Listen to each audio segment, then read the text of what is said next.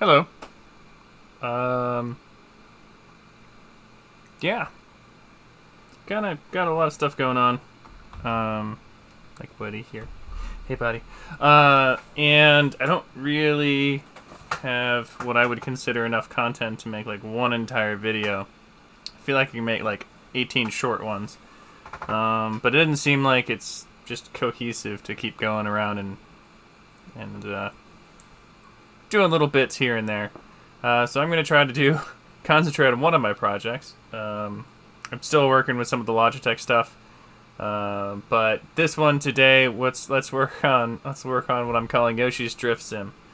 The goal of this is to be a real life simulation where you can play the game, and go out in real life, and it should feel as close to real life as you're going to, because G-forces and whole nine yards. So I'm working with a pack here, Vehicle Physics Pro, and they came with this base physics setup. And then Dave Alamoni, I'm gonna butcher his name, has lent me this go-kart track that we're gonna use for some basic testing. Problems I'm having right now is that I'm on the free edition, so I don't get full capabilities of everything, and I need to kind of sort of figure that out. So probably gonna do like a GoFundMe or something like that. I'm not trying to do this to be like money grubbing. I really just kind of want to make this cool game. It's been a lifelong dream of mine to make a video game, and of course, I've done a couple small ones in the past, but I want to actually finish something. And not having much experience in modern 3D software development, it's kind of a learning process. So, I'm trying to figure stuff out, trying to learn Unity. Unity seemed like the easiest way to do things. And right now, some of the problems I'm having is that it seems like there is a dead zone somewhere in the steering. It just kind of stops in the center, and just kind of you don't get anything left or right. I'm trying to get the force feedback at higher speeds. I'm trying to scale the force feedback a little bit better and go from there. But right now, you can load it up. I got it working for both VR and single screen right now for testing at single screen. My steering wheel setup's here, but you can kind of see the dead zone in the middle, hitting stuff. But Dave's did a really good job of this go-kart track. Works really well. Very tight and technical. The force feedback doesn't work at high speed, so this track actually works really, really well for this particular setup. With the steering was because you do the calibration, and for instance here I got my handbrake, and the white is what it's actually outputting, and the the steering had a dead zone. So what we want to do, I think, is we want to make it here, and then I think that's what we want for 0 to 1. I think so.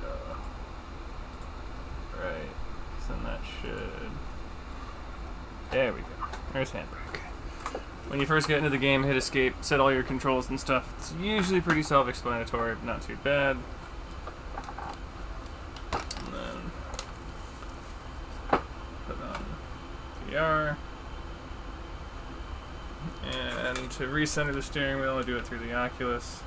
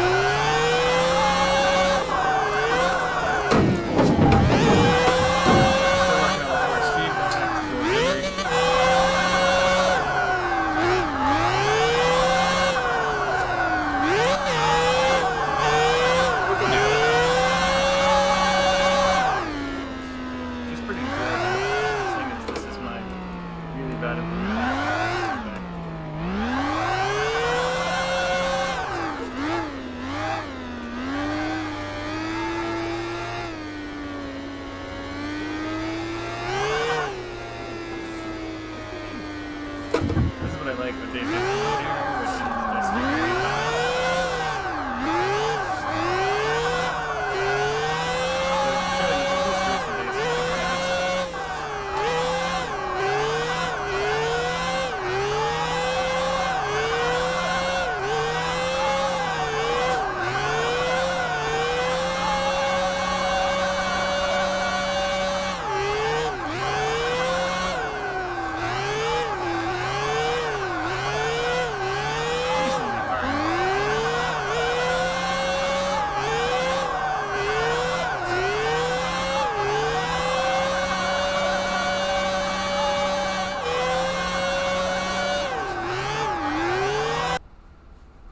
Alright, well, the sound was blown out in that last recording, but that's okay. So here's the other thing I'm working on. I'm working on a game launcher. And I'm trying to make it so that you can edit your car's specific data outside of the game and then load it. Again, the free version does not seem to want to give you access to those types of things, but I have managed to be able to move the tire models outside. And so far, I think I need to do a little bit more work on this, but here's the 5 different styles of tire modeling. You really only want parametric or pesechka. That's how you pronounce it, pesechka. And depending upon which one you're on, you can the different values apply. So I think for pesechka, you really want A through E. Parametric, I think it really only is A through D. And it's, if you go over 1 on any of these things, you're starting to get to like the really grippy stuff. I'm gonna try to put in there's like some graphs so you can see how it plots out. So I'm gonna try to do that stuff. Hopefully get that out for like a pre-alpha release today, so that people can start messing with the tire physics. Something rudimentary, but I'm trying to work on it and get it a little more polished. The tire model is everything in this case, and if people can work on the tire model while I work on force feedback or something, if anybody wants to help out doing development, tire model will be the first thing I need help on. But right now it loads up the tire model you got, and you can hit save, and then you can load up the game, and whatever tire model you put in is what's inside the game.